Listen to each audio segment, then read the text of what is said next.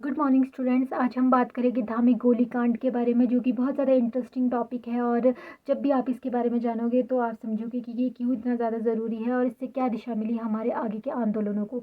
तो शुरू करते हैं धामी फायरिंग इंसिडेंट्स के बारे में। ठीक है, तो जो धामी में जो भी आंदोलन हमारे को फायरिंग इंसिडेंट्स देखने को मिलता है, सबसे पहले तो हमारे को ये जानना ज़रूरी है कि धामी में कब हुआ था और उस टाइम इंडिया में क्या चल रहा था।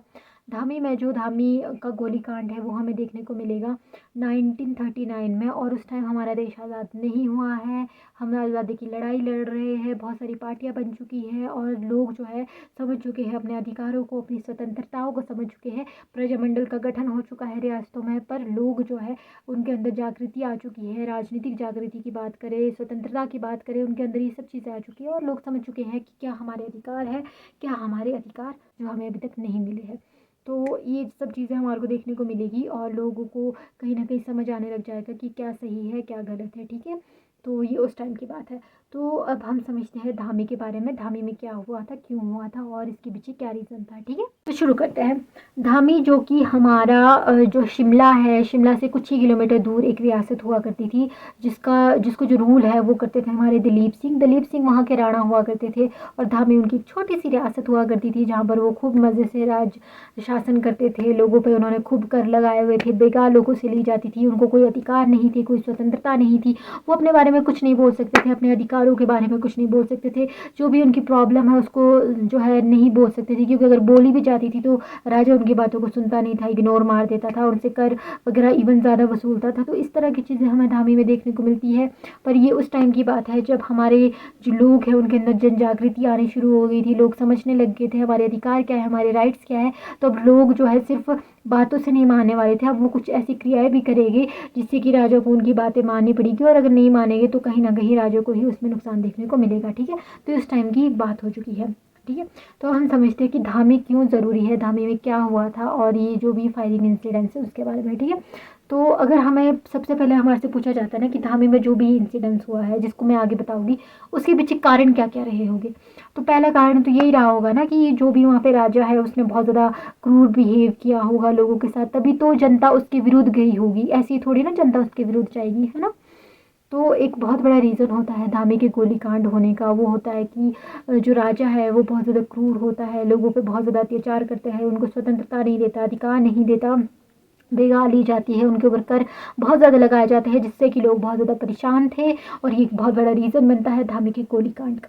दूसरा एक बहुत बड़ा रीज़न बनता है धामी गोलीकांड का, वो था धामी प्रेम प्रचारणी सभा का गठन। 1937 में धामी प्रेम प्रचारणी सभा का गठन किया जाता है। अब हम इसको अगर ऐसे बोलूँगी मैं तो आपको थोड़ा डिफिकल्ट लगेगा। अब हम इसको समझते हैं इस तरह से। धामी में जो है, धामी क्योंकि शिमला के बहुत ज़्यादा नज़दीक है, तो धामी के जो लोग हुआ करते थे वो शिमला चले जाया करते थे जॉब के लिए। तो जब वो शिमला चले गए, और तो शिमला में आपको पता तो है कि हमारी ग्रीष्मकालीन राजधानी हुआ करती थी, तो लोगों को कहीं ना कहीं जो भी हमारी इंडिया में हो रही होती थी चीज़ें, उनका पता लगता रहता था। और लोग जागरूक भी होते थे कि अच्छा अच्छा ऐसा है, ऐसे हमारे अधिकार है। लोग कहीं ना कहीं जागरूक होने लगे थे, और जो लोग वहाँ पे जाते थे वो ज़्यादातर पढ़े लिखे होते थे। तो जैसे जैसे लोगों ने ये सब चीज़ें जानी और समझा, तो उनके दिमाग में ये चीज़ आई कि हमारा जो धामी है, जहाँ पे हम रहते हैं, वहाँ की स्थिति भी तो ऐसी है। वहाँ के जो राजा है, वहाँ का जो राणा दलीप सिंह है, वो भी तो लोगों पे अत्याचार करता है, वो भी तो हमारी बातों को नहीं सुनता। तो क्यों ना हम सब मिलकर जो भी हमारी मांगे हैं कि हमारे करों को माफ़ कर लो, हमारे करों को आधा कर लो, वो खुद इकट्ठा होकर एक सभा बना ले, और उस सभा के माध्यम से हम कुछ लोग जाकर राजा से बात करें, ताकि राजा हमारी बातों को अच्छे से सुने। और हमें राजा से कोई बगावत नहीं करनी, बस हमें अपनी बातें उनके सामने रखनी है। वो हम एक थोड़ी सी सभा बना लेते हैं, जिसका नाम हम रखते हैं प्रेम प्रचारणी सभा, जो कि प्रेम का प्रचार करती है। ठीक है, तो इस तरह से वो एक सभा का गठन करेंगे। पर क्या होता है कि इसका कुछ ज़्यादा फायदा होता नहीं है। उन लोगों को पता लग जाता है कि केवल जो है हमारी इकोनॉमिक और सोशल राइट्स की बात करने से कुछ नहीं होने वाला, हमें इसमें राजनीतिक पहलू भी चाहिए, हमें इसके पीछे पावर भी चाहिए, ताकि राजा हमारी बातों को सुने। तो ऐसा कि चार आदमी मिलकर राजा के पास चले गए, राजा क्या सुनेगा, हमारे को पावर भी तो चाहिए कि राजा हमारी बातों को सुने। हमारे को राजनीति में मतलब हमारे को जो है कुछ ऐसा बड़ा भी तो करना पड़ेगा कि हमारे पीछे पावर छुप जाए। तो उस टाइम क्या हो रही थी, उस टाइम हो रहा था प्रजामंडल की स्थापना। ठीक है, प्रजामंडल के बारे में मैं आपको अगले टॉपिक में बताऊंगी कि क्या है ये प्रजामंडल। तो उस टाइम हो रही थी प्रजामंडल, ये भी एक तरह की सभा थी पर थोड़ी बड़ी सभा थी, और इसके पीछे थोड़े पावरफुल लोग थे जो कि राजा से बात करते थे, ठीक है। तो उस टाइम क्या हो रहा था कि जो हमारी शिमला की रियासतें हैं वहाँ पे बहुत सारे लोग थे जो कि अपनी रियासतों में प्रजामंडल बना रहे थे, और उसके थ्रू वो राजा से जो भी उनकी मांगे हैं वो पूरी करवा रहे थे। तो हमारा जो धामी है उनके लोगों ने भी देखा कि हमारे को भी ऐसे ही करना चाहिए, हमारे को भी अपने आप को प्रजामंडल में तब्दील करना चाहिए, अपनी जो ये प्रेम प्रचारणी सभा है इसको प्रजामंडल में तब्दील करना चाहिए, तभी हमारे पीछे पावर आएगी, तभी हमारी बात जो है राजा सुनेगा, ठीक है। तो क्या होता है 13 तारीख को 13 जुलाई 1939 को जो हमारे शिमला है उसकी कुसुमटी के कुम्हाली नामक स्थान पर एक जो है सम्मेलन हो रहा होता है, जिसकी अध्यक्षता करते हैं भागमल सौटा जी। तो जब ये सम्मेलन हो रहा होता है तो वहाँ पे धामी प्रेम प्रचारणी सभा भी बन जाती है, वो अपने आप को क्या करती है, वो अपने आप को जो है धामी रियासती प्रजामंडल में तब्दील कर लेगी, ठीक है। तो क्या होता है 13 जुलाई को धामी प्रेम प्रचारणी सभा अपने आप को तब्दील कर लेगी धामी प्रजामंडल में। तो जैसे ही अपने आप को प्रजामंडल में तब्दील करेगी तो इसके पीछे क्या आ जाएगी, पावर। इसके पीछे कौन आएगा, भागमल सौटा और उनके जो भी प्रतिनिधि है, जो भी बहुत सारे लोग इसके साथ सम्मिलित है, वो सब आ जाएंगे, ठीक है। तो ये अपनी कुछ मांगे रखेंगे, जो भी इनकी मांगे थी उसको थोड़ा और जो है लोग उसके पीछे पावर आ गए, तो ये कुछ मांगे रखेंगे कि हमारे को, हम राज्य सब ये मांग करना चाहते हैं कि हमारे लगान में 50%, हमारे कर में 50% की छूट दे दो, बेगार प्रथा समाप्त कर लो, नागरिक स्वतंत्रता की बात इन्होंने ये करते हैं। इसके अलावा जो भी इन्होंने प्रजामंडल बनाया था उसको आप मान्यता दे दो, राजा से ही ये मांगे करने की सोचते हैं, पत्र में ये सब मांगे लिख लेते हैं, ठीक है। उसके अलावा ये मांग करते हैं कि एक जो है जो प्रतिनिधि और एक जिम्मेदार सरकार का गठन किया जाए जिसमें कि लोगों के प्रतिनिधि भी सम्मिलित हो। तो इस तरह की इनकी कुछ मांगी होती है, जो एक मांग लिखते हैं, पर्ची में लिख लेते हैं, और वो उसके साथ लिखते हैं कि अगर आप जो है इसका आंसर दे दो कुल मिला के। इसके अलावा ये लिखते हैं कि अगर आपने 16 तारीख तक इन जो भी हमारी मांगे हैं इनको नहीं माना या फिर इसका आंसर नहीं दिया, तो हम 16 तारीख को हमारा एक शिष्टमंडल यानी कि हमारा एक समूह आएगा 7 लोगों का, और आपसे लोग में जाकर बातचीत करेगा, ठीक है। तो ये लिखते हैं उन पर्ची में ये सब चीज़ें, और साथ में एक मनशा राम जी होते हैं, उनको ये भेज देते हैं विशेष प्रतिनिधि बनाकर कि आप एक विशेष प्रतिनिधि बनकर जाओ और वहाँ पर ये मांग रखो, ठीक है। इसके अलावा 2 चीज़ें जो कि मैं मिस कर लिया आपको बोलनी, वो ये थी कि जब ये धामी प्रेम प्रचारणी सभा बनी थी उसके जो है चेयरमैन हमारे बने थे नारायण दास, और जो मिनिस्टर बने थे वो बने थे सीताराम, और जो हमारी धामी रियासती प्रजामंडल बना था इसके जो प्रधान बने थे वो थे पंडित सीताराम, ठीक है। बस इतना था जो मैं थोड़ा भूल गई थी आपको बताना, मैं आपकी बता देती हूँ आपको। इसके अलावा क्या होता है कि जब मनशाराम जी वहाँ पे गए, राजा ने ये सब चीज़ें पढ़ी तो राजा को आ गया गुस्सा, राजा ने सोचा ये तो मेरा अपमान कर रहे हैं, अच्छा ये मुझे बताएगा अब कि कैसा करना है शासन, कैसा नहीं करना है। तो राजा को बात आता बड़ा ज़्यादा गुस्सा, राजा क्या करता है इसको इनकार तो करता ही करता है, साथ में जिन लोगों ने ये भी चीज़ें बोली थी, जो भी धामी के लोग थे, उनको सभा वगैरह करने को भी मना कर लेता है, और साथ में उनको धामी से बाहर भी निकाल देता है। तो ये लोग करते हैं 15 तारीख की शाम तक वेट कि ठीक है, अगर राजा का कोई प्रत्युत्तर आता है तो ठीक है, नहीं तो हम कल 11 बजे जो है यहाँ से चल पड़ेंगे, ठीक है।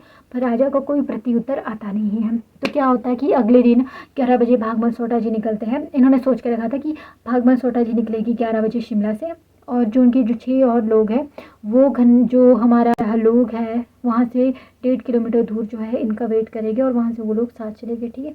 तो इस तरह से इन्होंने सोच के रखा था। तो धाम जो है हमारे भागमल सौटा जी वो निकल जाते हैं 11 बजे वहाँ से। जैसे वो निकलते हैं उनके साथ 2 लोग होते हैं जिनका नाम है भगत राम, और दूसरे का नाम है देवी सरन। इन्होंने कांग्रेस का झंडा हाथ में लिया होता है और ये चल पड़ते हैं जो है धामी की तरफ। पर जैसे ही धामी की सीमा घनाहटी में पहुंचते हैं तो वहाँ पे होते हैं सैनिक। तो सैनिक इनको रोकने का प्रयास करते हैं। रीज़न ये था कि जैसे जैसे ये भागवत आगे बढ़ रहे थे, इनके साथ और भी लोग जुड़ते जा रहे थे, तो काफ़ी लोग वहाँ पे आ गए थे।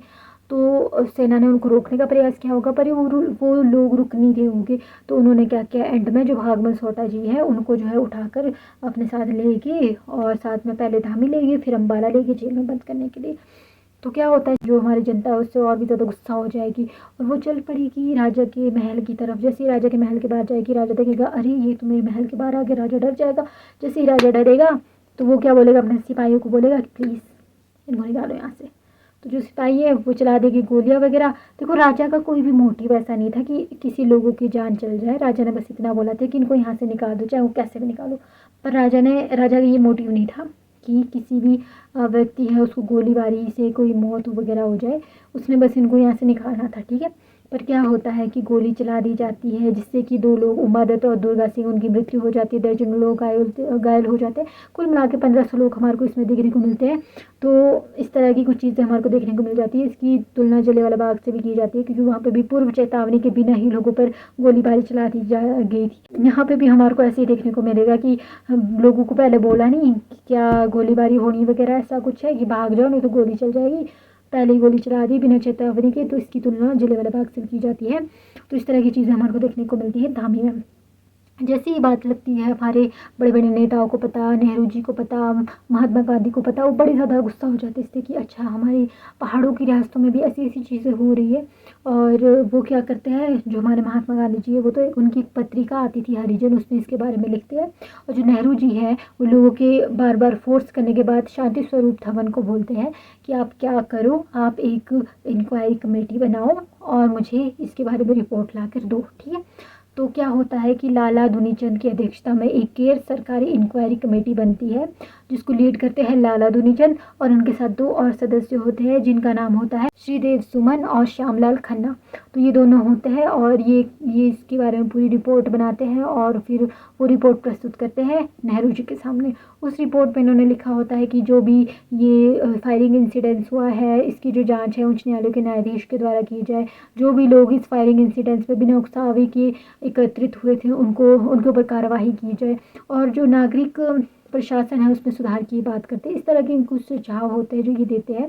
तो इससे क्या परिणाम निकलता है? इससे परिणाम ये निकलता है कि लोगों के अंदर जागृति आ जाती है। आगे के जो हमारे आंदोलन होने वाले हैं जैसे कि सुकेत हो गया, पजोता हो गया, उसके लिए नींव तैयार कर लेते हैं। लोगों के अंदर जागृति आ जाती है, राजनीतिक जागृति, और प्रजामंडल आंदोलन को एक नया मोड़, एक नई ताकत मिल जाती है। लोग अपने अधिकारों को समझने लग जाते हैं। तो ये सब चीज़ें हमारे को देखने को मिलती है इस आंदोलन में। धामी गोलीकांड हुआ था इसमें। तो यही था धामी गोलीकांड। आई होप कि आपको समझ आया होगा। मिलते हैं अगले टॉपिक में, तब तक के लिए बाय बाय।